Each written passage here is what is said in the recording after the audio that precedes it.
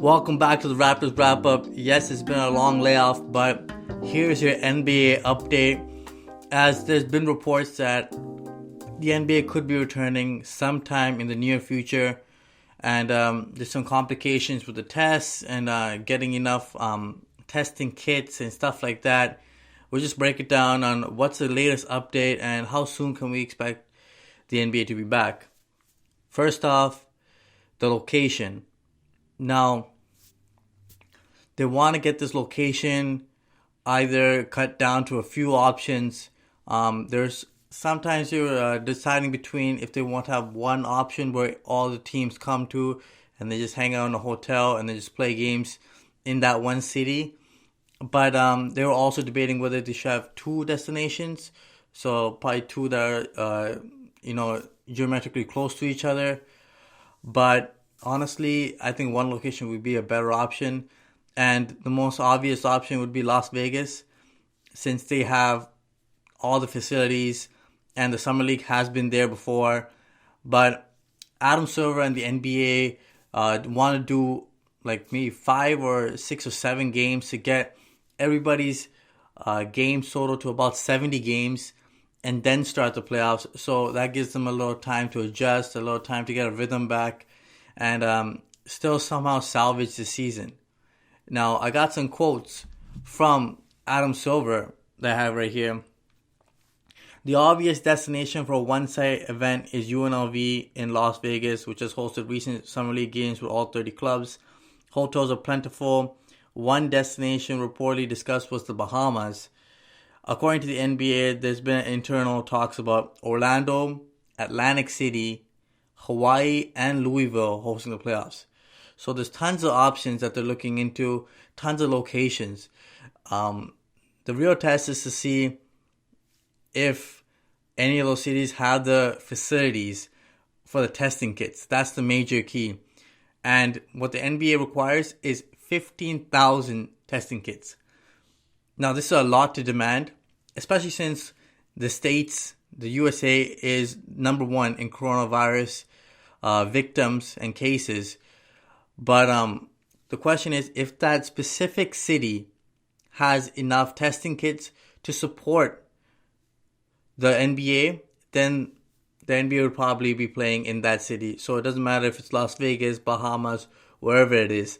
It's a location that has the best facilities for the tests, and they're not hit hard enough that they're desperate for testing kits. Because the debate is, why should an NBA sporting franchise require the emergency testing kits that somebody else, another citizen, could obviously use? If the government doesn't need all those testing kits and they have some extra that they can give to the NBA, that's fine, that works out.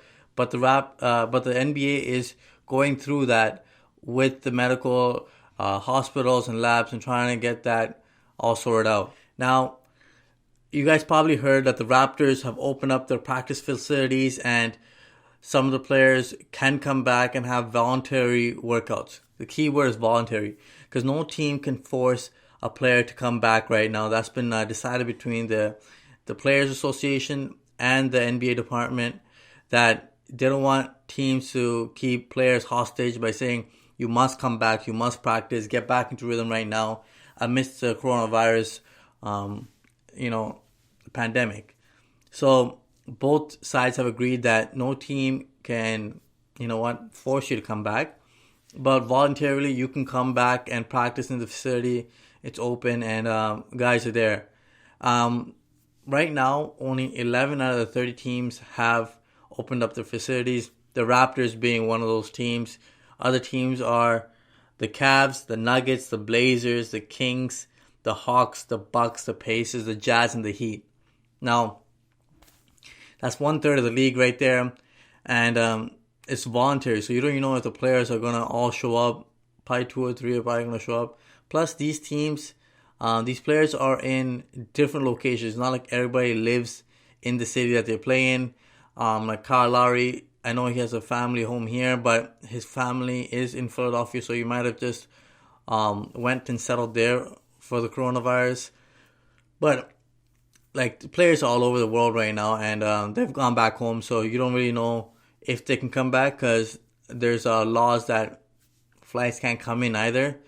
So it's a lot of complications right now and difficulties to even get players to come back and train. But as a Raptors fan, this is great news as the team can start back and get back to a rhythm.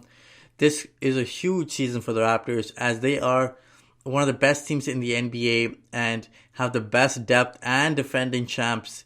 So you want to defend your reign, but amidst this coronavirus, I say it's like a low percentage chance that the season gets salvaged.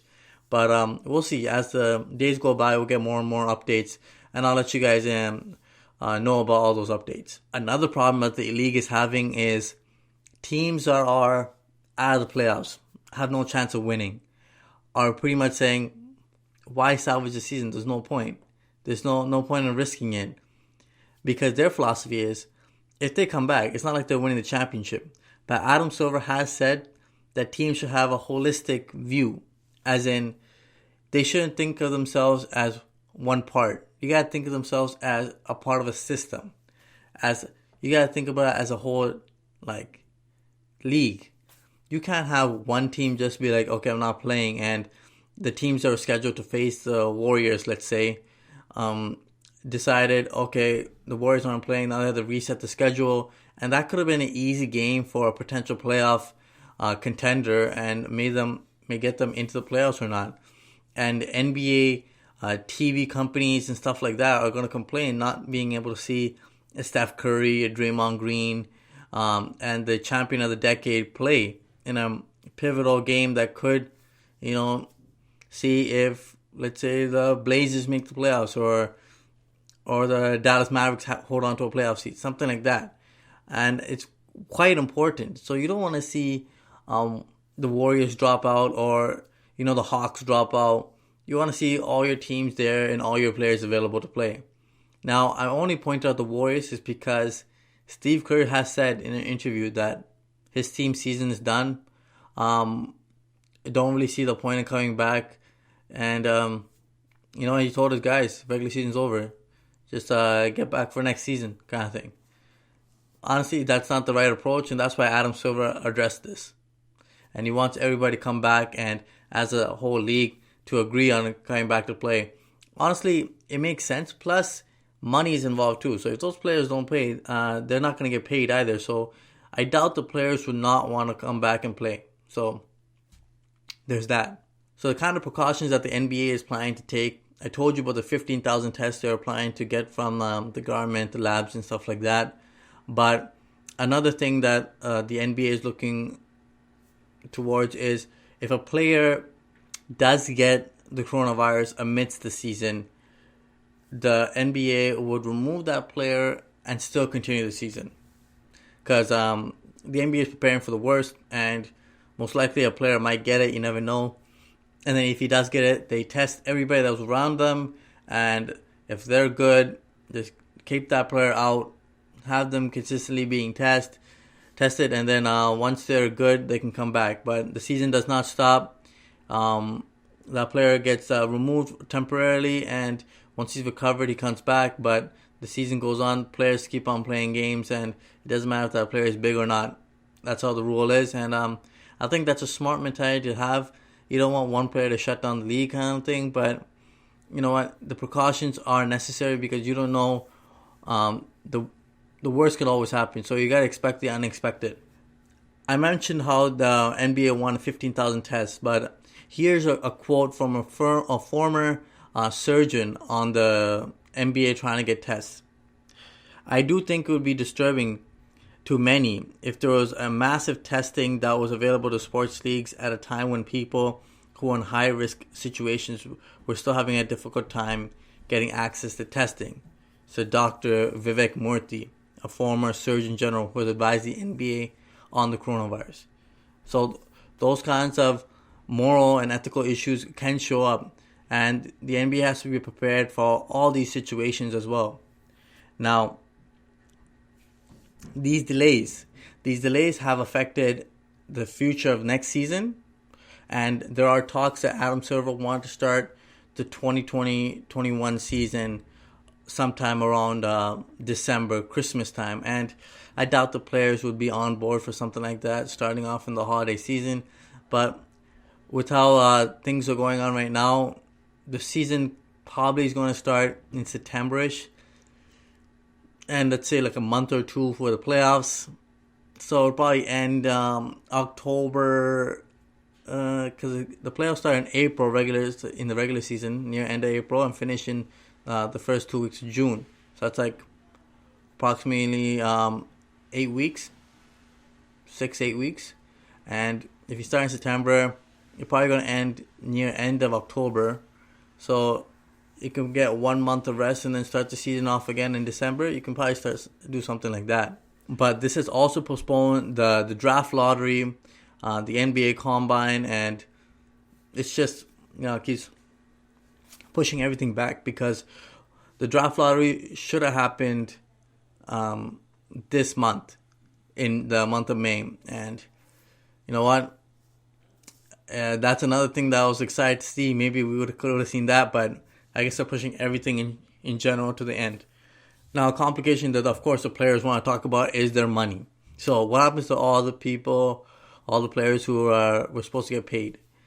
Well, on April 17th, both sides came to an agreement. The Players Association and the NBA came to an agreement that the method for reducing player compensation in the event of a permanent cancellation of the season, if they cannot salvage it, has been agreed on. So through his agreement, and in order to provide players with a more gradual salary reduction schedule, partial reductions of 25% will begin with the players twice a month, due on May 15th.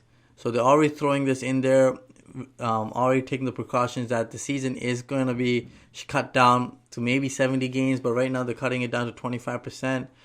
The CBA stipulates that the compensation of all NBA roster players shall be reduced in the event of a force majeure event, so the end of the season, such as an epidemic or government order, in accordance with the formula based on the number of games missed.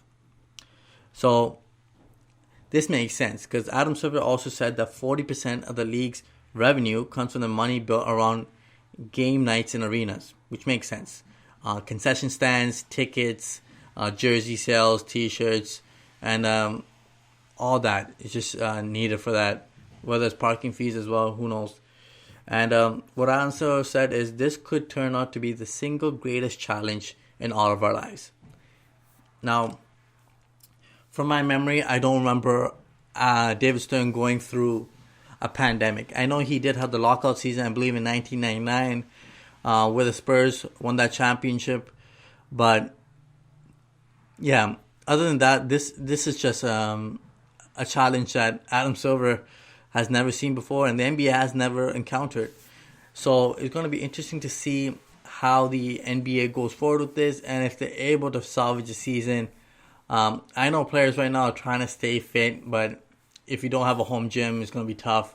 If you guys probably seen Serge Ibaka's working out at home, he got a bunch of weights and everything together, but it's a makeshift gym at the end of the day, and it's not going to provide all the necessities to get you back into shape. And playing basketball alone is tough because you need to get out there and get those 5-to-5 scrimmages and get your adrenaline pumping, get your mind and body used to that like memory and that rhythm. So, you know what? Cross your fingers. I'm still hoping for a return of the NBA season. But, you know what? Here's the latest update. And once I hear more news, I'll let you guys know. Guys, make sure you guys like, share, and subscribe to the Raptors Wrap Up. Until next time, guys. Peace.